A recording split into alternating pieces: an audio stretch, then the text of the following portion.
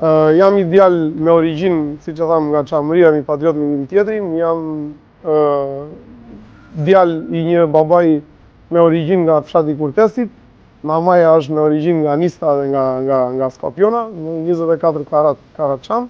Jam i martuar me një vajzë me babain Vlonjat edhe me maman nga Labëria. E gjitha eksperienca që kam patur si profesionale, ashtu edhe si aktivist, duke filluar që nga shoqëria civile me çështjet tona patriotike, edhe aktualisht të fundit në politikën aktive, mendoj se këtë radhë do më shërbejnë të dyja këto të ndërtuara njëra me tjetrën për të dhënë kontributin tim si përfaqësues i në Parlamentin e Republikës së Shqipërisë. Këtë gjë, si përgjegjësi që kam marrë mbi supe, shpresoj që më së miri do të çoj përpara dhe me dinjitet do të jem përfaqësuesi juaj dhe vëllai juaj në Kuvendin e Republikës së Shqipërisë. Kjo gjë më jep forcë, më jep shumë mbështetje,